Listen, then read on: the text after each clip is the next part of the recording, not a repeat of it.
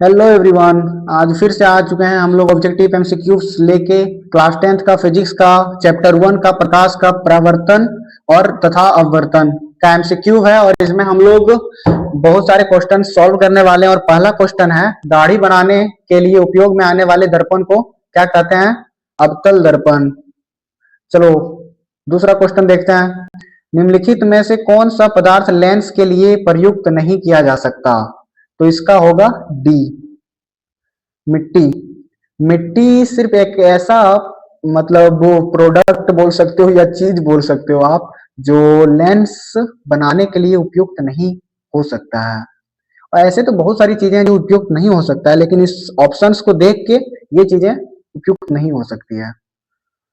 चलो तीसरा नंबर का मेरा क्वेश्चन है, निर्गत किरण तथा अभिलंब के बीच कोण को कहते हैं? निर्गत कोण, ये सबसे इंपॉर्टेंट क्वेश्चन है। इस क्वेश्चन को आप लोग हाईलाइट कर लेना। ये क्वेश्चन अधिकतर एग्जाम में आते रहते हैं। निर्गत कोण, ये 2024 और 2023 में भी ये क्वेश्चन आ चुका है। चलो चौथा नंबर का क्वेश्चन है, किसी ठोस में बाहर की ओर उभरे दो गोलीय पृष्ठ को तो इसे कहते हैं? इसका आंसर होगा सी, उत्तल लेंस। इसका आंसर होगा सी, उत्तल लेंस। चलो पांचवा नंबर का क्वेश्चन है, किसी बिंब का अवतल दर्पण द्वारा बना प्रतिबिंब आभासी, सीधा तथा बिंब से बड़ा पाया गया। वस्तु की स्थिति कहाँ होनी चाहिए? तो इसका आंसर है, इसका ऑप्शंस पहले आप लोग देख लो। मुख्य फोकस एवं प्रकाश केंद्र के बीच, वक्रता केंद्र पर, वक्रता से केंद्र के परे, दर्पण के ध्रुव तथा मुख्य फोकस के बीच। तो इसका आंसर होगा डी। ओके, आप लोग ये नोटिस कर सकते हो क्योंकि इसमें आंसर दिया हुआ है। आप जितना जितना है क्वेश्चन सब में आंसर दे दिया हुआ है इसमें, तो इससे हमको भी आसानी हो रही है और आप लोगों को भी आसानी हो रही है। छठा क्वेश्चन है, सर्च लाइट परावर्तन सतह होता है? बी। इसका आंसर होगा बी, सर्च लाइट परावर्तन सतह होता है अवतल। सातवां नंबर का क्वेश्चन है मेरा, निर्वात में प्रकाश की चाल होती है 3 × 10⁸ ms। ओके, तो इसका ऑप्शन ए होगा। चलो आठवां नंबर क्वेश्चन है, परावर्तन के नियम से निर्धारित होता है आपतन कोण बराबर परावर्तन कोण। इसका होगा ए। ओके, और ये हाईलाइट है, इसे वीवीआई कर लो, ये आता रहता है। ओके, चलो 9 नंबर का क्वेश्चन है, हजामत के लिए किस दर्पण का उपयोग होता है? तो इसका आंसर होगा ए, अवतल दर्पण का। ओके, 10 नंबर का क्वेश्चन है, प्रकाश की किरणें गमन करती है सीधी रेखा में। इसका आंसर होगा ए, सीधी रेखा में। ओके, चलो 11 नंबर का क्वेश्चन है, लेंस में मुख्य फोकस की संख्या कितनी होती है? इसका आंसर होगा ए, दो। दो संख्या होती है। किसी माध्यम से अपवर्तनांक का मान होता है? इसका आंसर होगा A, sine sin i sin r, sin i बटे sin आर। ओके, और 13 नंबर का क्वेश्चन है, प्रकाश के अपवर्तन के कितने नियम है? ये यार बहुत इजी है, दो नियम है भाई, दो। ओके, और 14 नंबर का क्वेश्चन है, वस्तु से छोटे और आभासी प्रतिबिंब इनमें से किस दर्पण में पर्याप्त होते हैं? सॉरी मतलब प्राप्त होते हैं। तो इसका आंसर होगा डी, उत्तल दर्पण। ओके, डी, उत्तल दर्पण। 15 नंबर का मेरा क्वेश्चन है, उत्तल दर्पण में किस प्रकार का प्रतिबिंब बनता है? आभासी प्रतिबिंब। उत्तल दर्पण में किस प्रकार का प्रतिबिंब बनता है? आभासी प्रतिबिंब। ये सब सारे इंपॉर्टेंट क्वेश्चन है, जितना आप लोगों को बता रहे हैं आप लोग बस इसे रिवीजन करते जाओ, क्योंकि एग्जाम में टाइम बहुत ही कम बचा हुआ है। और जितना ज्यादा हम लोग रिवीजन करेंगे उतने अच्छे मार्क्स आएंगे हम लोग के लिए। ओके, तो आप लोग के पास जितना टाइम बचा हुआ है बस रिवीजन में उसे निकाल दो। समतल दर्पण द्वारा बना प्रतिबिंब, ए, आभासी प्रतिबिंब। समतल दर्पण द्वारा, सॉरी सॉरी क्वेश्चन ही हम गलत पढ़ दिया। समतल दर्पण द्वारा क्या बनते हैं? आभासी प्रतिबिंब। समतल दर्पण द्वारा क्या बनते हैं? अवतल सॉरी आभासी प्रतिबिंब। समतल दर्पण द्वारा क्या बनते हैं? आभासी प्रतिबिंब। 17 नंबर का मेरा क्वेश्चन है, वस्तु से छोटा प्रतिबिंब बनाता है। डी, अवतल दर्पण और उत्तल दर्पण, ये दो दर्पण है, तो वस्तु से छोटे प्रतिबिंब बनाते हैं। ओके, तो 18 नंबर का मेरा क्वेश्चन है, प्रकाश क्या है? आंखों को प्रभावित करने की वाली ऊर्जा। प्रकाश क्या है? आंखों को प्रभावित करने वाली ऊर्जा। ओके, 19 नंबर का क्वेश्चन है, जिस दर्पण में प्रतिबिंब सीधा और आकार में वस्तु के बराबर हो तो वह दर्पण है। समतल दर्पण। जिस दर्पण में प्रतिबिंब सीधा और आकार में वस्तु के बराबर हो तो वह दर्पण है समतल दर्पण। 20 नंबर का क्वेश्चन है, एक गोलीय दर्पण की वक्रता त्रिज्या 40 सेमी है तो इसकी फोकस दूरी होगी। सी, 20 सेमी। एक गोलीय दर्पण की वक्रता त्रिज्या 40 सेमी है तो इसकी फोकस दूरी होगी 20 सेमी। 21 नंबर का क्वेश्चन है, किसी उत्तल लेंस के सामने 2f और अनंत के बीच कोई बिंब रखा गया है, इसका प्रतिबिंब बनेगा। इसका आंसर होगा ए, वास्तविक, उल्टा और छोटा। ओके, 22 नंबर का क्वेश्चन है, मुख्य अक्ष दर्पण के ध्रुव पर मुख्य अक्ष दर्पण के ध्रुव पर, इसका आंसर होगा अभिलंब है। मुख्य अक्ष दर्पण के ध्रुव पर अभिलंब है। यस यस यस, इसका आंसर ए होगा, अभिलंब। आप लोग सारे क्वेश्चन अच्छे से याद कर लो, सारे इंपॉर्टेंट क्वेश्चंस हैं। कई लेंसों से बने एकल लेंस की उपयोगिता है, इसका होगा बी। सूक्ष्मदर्शी के लेंस में, कई लेंसों में बने एकल लेंस की उपयोगिता है सूक्ष्मदर्शी के लेंस में। ओके, तो 24 नंबर का क्वेश्चन है, उत्तल दर्पण में बनाने वाली प्रतिबिंब की प्रकृति है, इसका आंसर होगा बी, आभासी। उत्तल दर्पण में बनाने वाली प्रतिबिंब की प्रकृति है आभासी। उत्तल दर्पण में बनाने वाली प्रतिबिंब की प्रकृति है आभासी। आप लोग भी भाई रिवीजन करते चलो, सारे इंपॉर्टेंट इंपॉर्टेंट क्वेश्चंस हैं। फोकस पर अभिसारित करने वाला किरण पुंज परावर्तन के बाद समांतर किरण पुंज किस दर्पण में बदल जाता है, इसका होगा सी। सी में ए और बी दोनों दिया हुआ है, तो अवतल दर्पण में और उत्तल दर्पण में। ओके, अवतल दर्पण में और उत्तल दर्पण में। फोकस पर अभिसारित करने वाला किरण पुंज परावर्तन के बाद समांतर किरण पुंज किस दर्पण में बदल जाता है, अवतल दर्पण में और उत्तल दर्पण में। ओके, वास्तविक वस्तु का आभासी प्रतिबिंब बनाता है, इनमें से सभी दर्पण में। वास्तविक वस्तु का आभासी प्रतिबिंब बनाता है इनमें से सभी दर्पण। आप लोग जब एग्जाम हॉल में बैठे रहोगे ना, तो आप लोग को बहुत सारा ऐसा होता है कि ऑप्शन चेंज हो जाता है, और आप लोग ये तीनों दर्पण को अच्छे से याद कर लो, समतल दर्पण में, उत्तल दर्पण और अवतल दर्पण। अगर वास्तविक वस्तु का आभासी प्रतिबिंब ये तीनों दर्पण ही बना सकता है, ये तीनों के अलावा अगर कोई हो तो नहीं। ओके, तो अच्छे से इसको रिविजन कर लो। फॉर 27 नंबर का क्वेश्चन है, तेल लगा कागज होता है, इसका आंसर है पारभासक। ओके, तेल लगा कागज क्या होता है, पारभासक। एक अवतल दर्पण में वस्तु किस स्थिति ध्रुव और फोकस के बीच है, तो इसका प्रतिबिंब होगा डी, काल्पनिक और बड़ा होगा। ओके, अगर एक अवतल दर्पण में वस्तु की स्थिति ध्रुव और फोकस के बीच है तो इसका प्रतिबिंब काल्पनिक और बड़ा बनेगा। 29 नंबर का डायफ्टर उस लेंस की क्षमता होती है जिसकी फोकस दूरी 1 मीटर होती है, राइट। यदि आपतन कोण आई और परावर्तन कोण आर हो तो आई बराबर आर, राइट, इसका ए होगा, 30 का ए। यदि आपतन कोण आई और परावर्तन कोण आर हो तो आई बराबर आर होगा। ओके, किसी एफ मीटर के फोकस दूरी के लेंस की क्षमता होती है एफ 1/f मीटर, राइट। हवा में टंगी वस्तु को पानी के अंदर से पानी की सतह के लंबवत देखने पर इस बात का प्रतिबिंब वस्तु से होगी, इसका आंसर है, एक मिनट, इसका आंसर है ए।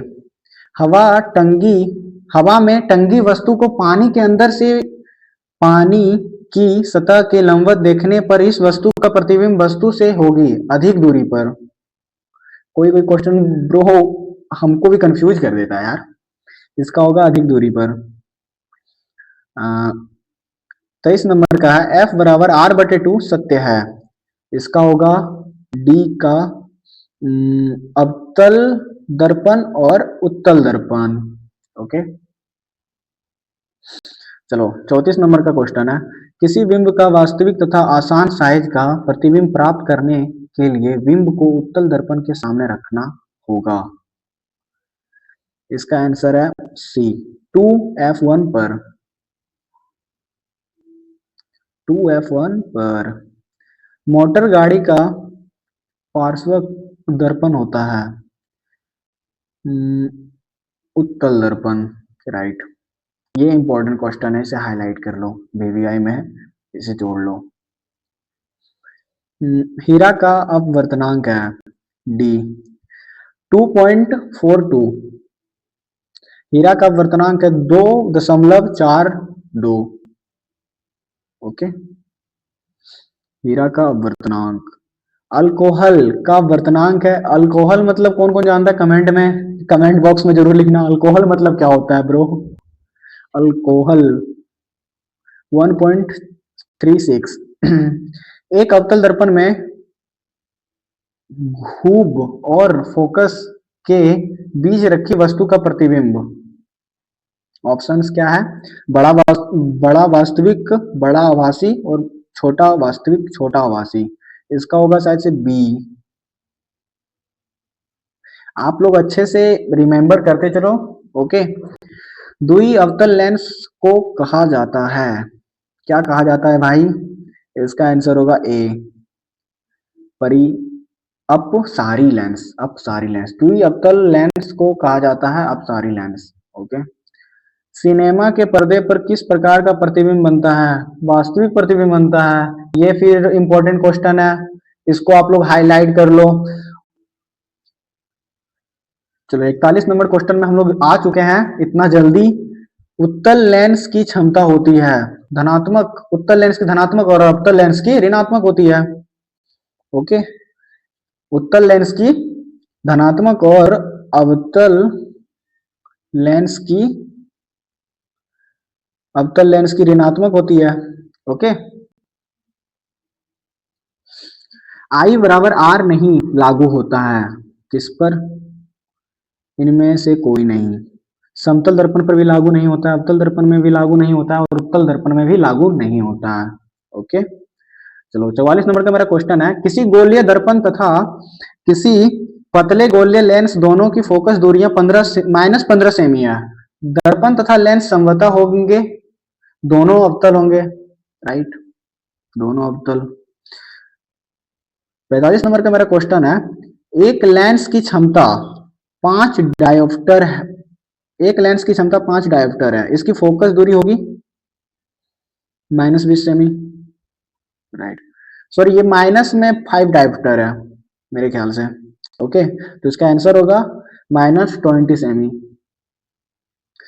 2D क्षमता वाले लेंस की फोकस दूरी 50 सेमी। 2D क्षमता वाले लेंस की फोकस दूरी 50 सेमी। अगर कोई 3D क्षमता वाले लेंस की फोकस दूरी पूछ दे तो ये आप लोग कमेंट में लिख देना इसका आंसर। ओके, लेंस की क्षमता का ऐसा ही मात्रक होता है डायोप्टर। लेंस की क्षमता का ऐसा ही मात्रक होता है डायोप्टर। समान फोकस दूरी के उत्तल लेंस और अवतल लेंस सटाकर रखे गए हैं, यह उग्म काम करेगा कांच की आयताकार सिल्ली की तरह। ओके, इसका आंसर होगा सी। आप लोग भी अच्छे से क्वेश्चंस को लिखते चलो धीरे धीरे करके वीडियो को। ओके, क्योंकि सारे इंपॉर्टेंट क्वेश्चंस हैं। उत्तल लेंस द्वारा तब काल्पनिक प्रतिबिंब बनता है जब बिंब रहती है फोकांतर के अंदर। चलो, उत्तल लेंस में जब बिंब फोकस एवं लेंस के बीच रखी जाती है तब प्रतिबिंब बनता है। इसका आंसर होगा, फिर से क्वेश्चन, उत्तल लेंस में जब बिंब फोकस एवं लेंस के बीच रखी जाती है तब प्रतिबिंब बनता है काल्पनिक और सीधा। इसका यही होगा। ओके, चलो 51 नंबर में जाते हैं हम लोग। 51 नंबर तक पहुंच चुके हैं। जब कोई वस्तु अंत पर रहता है जब कोई वस्तु अनंत पर रहता है तो उत्तल लेंस द्वारा उसका प्रतिबिंब बनता है फोकस पर। ओके, किसी शब्दकोश में पाए गए छोटे अक्षरों को पढ़ते समय आप निम्नांकित में कौन से लेंस पसंद करेंगे? तो इसका आंसर होगा 5 सेमी फोकस दूरी का उत्तल लेंस। ओके, 53 में मोटे लेंस की फोकस दूरी पतले लेंस की तुलना में कम होती है। राइट। एक उत्तल लेंस की फोकस दूरी 20 सेमी है, लेंस की क्षमता क्या होगी? बताओ बताओ क्या होगी? +5 डायोप्टर। ये भी इंपॉर्टेंट क्वेश्चन है, आया था एग्जाम में, प्रीवियस में चेक कर लेना। किसी लेंस के प्रकाशीय केंद्र से होकर गुजरने वाली किरणें के पथ में अपवर्तन के बाद, फिर से क्वेश्चन रिपीट, किसी लेंस के प्रकाशीय केंद्र से होकर गुजरने वाली किरणें के पथ में अपवर्तन के बाद विचलन नहीं होता है। राइट, इसका ये होगा। क्रांतिक कोण है सघन माध्यम में आपतन कोण। ओके, 56 का ए होगा। और मृग मरीचिका का कारण है पहले अपवर्तन और बाद में पूर्ण आंतरिक परावर्तन। चलो आप लोग भी टिक करते चलो जल्दी जल्दी। प्रकाशियक माध्यम कितने प्रकार के होते हैं? 2 प्रकार के। माध्यम बदलने पर प्रकाश के वेग का बदलना कहलाता है अपवर्तन। अवतल लेंस वास्तविक वस्तु का हमेशा बनता है, इसका होगा बी, आभासी प्रतिबिंब। अवतल लेंस वास्तविक वस्तु का हमेशा बनता है, आभासी प्रतिबिंब। कांच सिल्ली से पार करने वाली प्रकाश किरण में पैदा होता है। इसका क्वेश्चन क्या था? कांच सिल्ली से पार करने वाले प्रकाश किरण में पैदा होता है। ओके, बी होगा इसका आंसर। कांच सिल्ली से पार करने वाली प्रकाश किरण में पैदा होती है पाव विस्थापन में। राइट।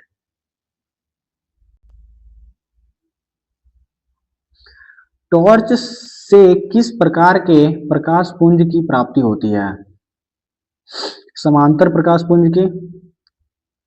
टॉर्च से किस प्रकार की प्रकाश पुंज की प्राप्ति होती है? समांतर प्रकाश पुंज की। ओके, पानी में डाली गई छड़ी टेढ़ी दिखाई देती है, इसका कारण क्या है? इसका कारण तो अभी तक हमको भी पता नहीं चला है। इसका कारण है अपवर्तन। राइट, इसका कारण है अपवर्तन। पानी से भरी बाल्टी की गहराई कम दिखती है, इसका क्या कारण है भाई? इसका कारण है अपवर्तन। इसका भी कारण है अपवर्तन। मतलब अगर क्वेश्चन में आए, एग्जाम में क्वेश्चन आए कि पानी में डाली गई छड़ी टेढ़ी दिखती है, इसका कारण क्या है? इसका कारण भी है अपवर्तन। और अगर पानी से भरी बाल्टी की गहराई कम दिखती है, इस क्योंकि इसका कारण है अपवर्तन।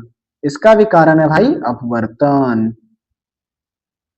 ओके, चलो 65 नंबर क्वेश्चन में, किस दर्पण का दृष्टि क्षेत्र बड़ा होता है? उत्तल दर्पण का। राइट। आवर्धन का ऋणात्मक मान बदलता है कि वस्तु के सापेक्ष प्रतिबिंब उल्टा है। राइट। सोलर कुकर में प्रयोग किए जाते हैं, क्या प्रयोग किए जाते हैं सोलर कुकर में? अवतल दर्पण। राइट, सोलर कुकर में अवतल दर्पण प्रयोग किए जाते हैं। जिस माध्यम का अपवर्तनांक अधिक है यह कम अपवर्तनांक वाले माध्यम की तुलना में प्रकाशिय संघनन है। ओके, पानी में प्रकाश का वेग cw तथा कांच में प्रकाश का वेग c जी होता है, तो इसका आंसर होगा सी डब्ल्यू और सी जी। 70 नंबर का ये मेरा लास्ट क्वेश्चन होने वाला है।